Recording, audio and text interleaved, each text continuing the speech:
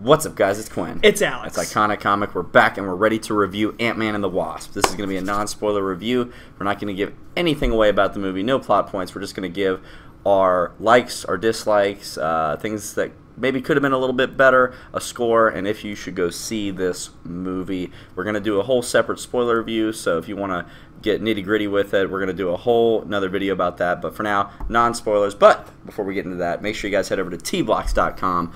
It's a really cool website where they got tons of different t-shirt options, all the interests that you could have, stuff like music, television, you know, even tattoos. They have all kinds of cool t-shirt designs. We just did an unboxing a couple weeks back. You can check that video out. And you can use our code ICONICTBX if you head over there and save 10% off on your purchase. You okay? I burped and I threw up in my mouth a little bit. Wow. I don't know. So Ant-Man and the Wasp. This is kind of the movie we needed after the snap.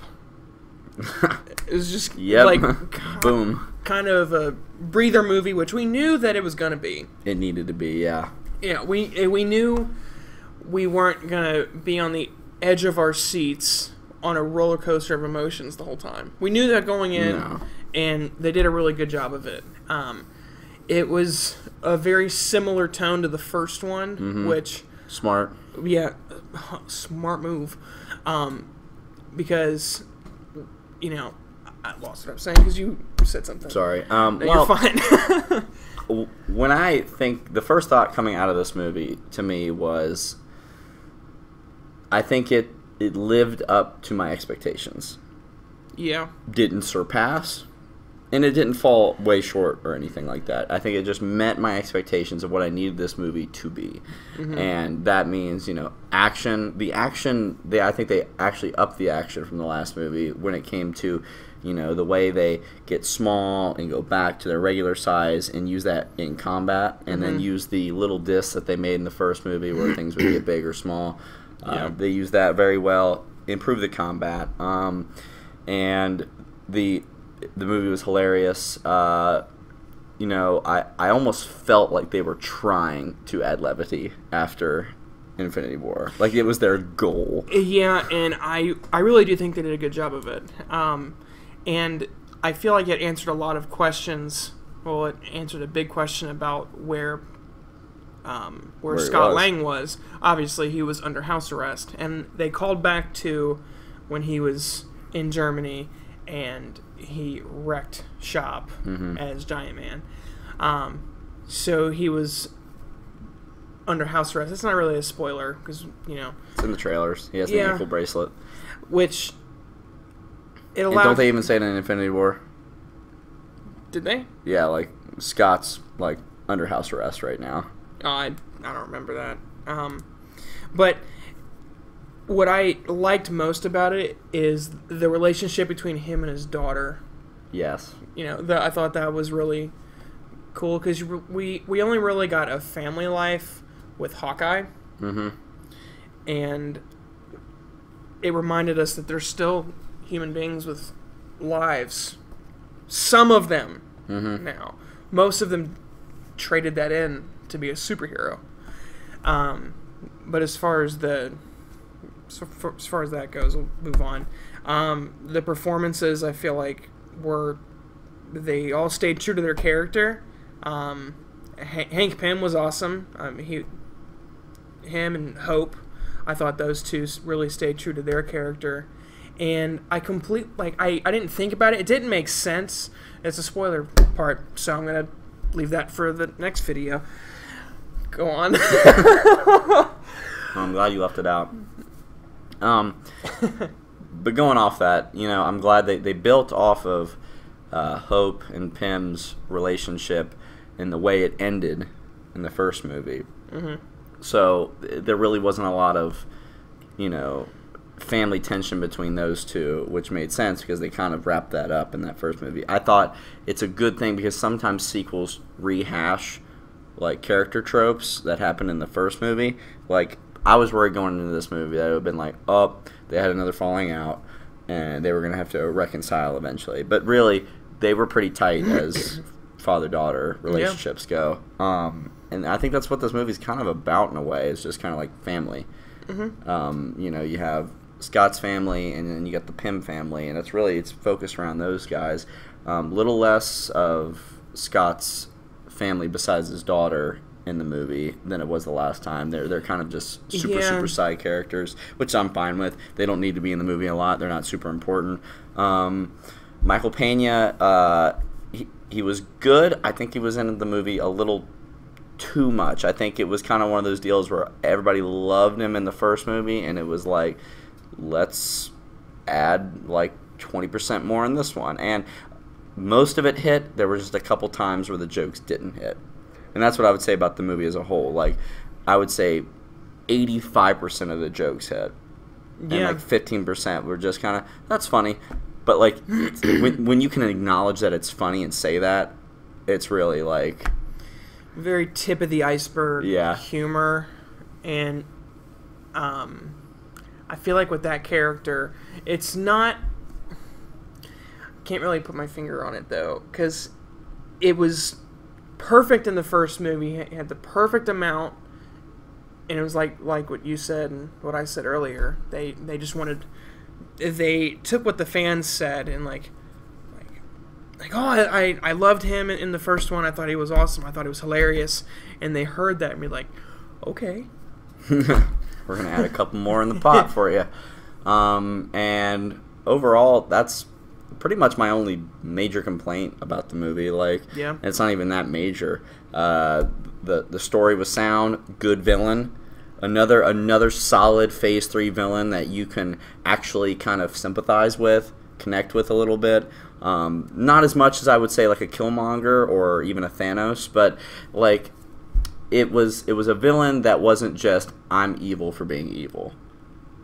Ghost, you see her in the trailer, she has reasons why she's doing what she's doing, and it's not like take over the world kind of reasons. The size of the villain fit the movie. Absolutely. No pun intended, but absolutely. I think she's a way better villain than Darren Cross was in the first Ant-Man. I think that's what this movie actually did better than the first, was the villain. Yeah, although we got more of Cross in the first one. Yeah, Cross just to me, every time I watch Ant-Man, and I love it, it just feels like Obadiah. Yeah. It's pretty much Obadiah, like stealing the suit, stealing the technology, and being the... There's Ant-Man, and then there's bad Ant-Man. There's Iron Man, and then there's bad Iron Man. Like, you know what I mean? It was a trope that a lot of superhero movies do, where it's like, even Black Panther did it. Like, technically, it's like Black Panther and then bad Black Panther. This one, it was not like different power base, different motivations, and I really liked Ghost in this movie. Lawrence Fishburne was really good in it too. Morpheus. Heck yeah. Small part to play, but I thought he killed it. I'm trying to think of anybody else that we missed in the movie character-wise. Did we miss anybody? I'm going to feel bad when we do. The supporting side, burglar guys were hilarious. Yeah, I think actually I like them better in this movie than I did the last one. I kind of switched. Like, I like them better than I did Michael Pena's character in this one. They were funny. And that they got the perfect amount of them that we needed for this movie. Yeah. I really can't think of the score. The music didn't really stand out. No, but it was very similar to the first movie, like the dun dun dun dun dun like dun a dun. spy movie. The heist kind of feel to it. I wish there was more of that. I will say, I wish there was more heist, because Ant-Man, the first movie, it was like a heist film. They were stealing stuff. There was certain elements that kind of had a little heist feel to it, but a lot of the movie felt like, you see it in the trailers.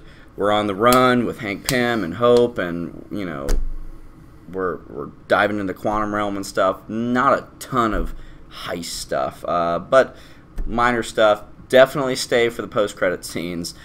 Two big ones. One big one, one half big one, I would say. But they definitely connect to what's going forward in the universe. So definitely stick around for the credits. You probably if you've watched this channel and you've watched these movies, you probably already know what it is.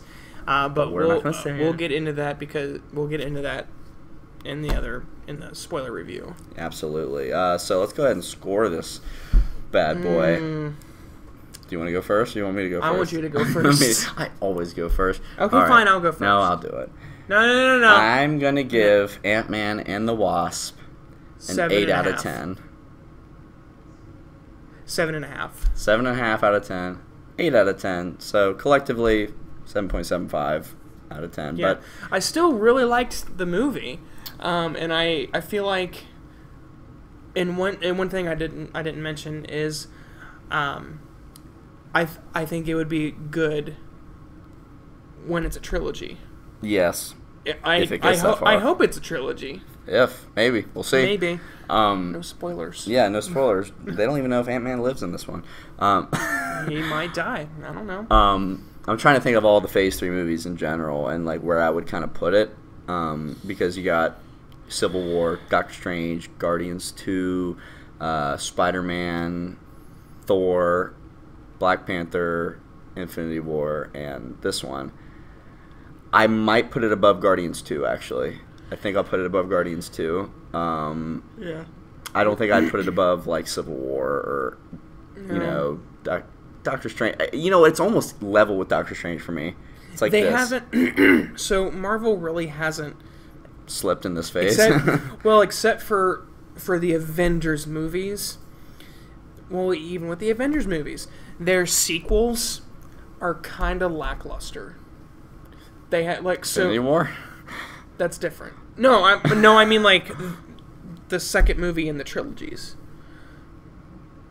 I feel like the only two that are lackluster are Iron Man and Thor. Okay. All right, fine. Because Guardians 2 was good. Ant-Man 2, No, obviously I'm we not liked saying it. they're not. Winter Soldier. Okay, I'm not saying they're not good.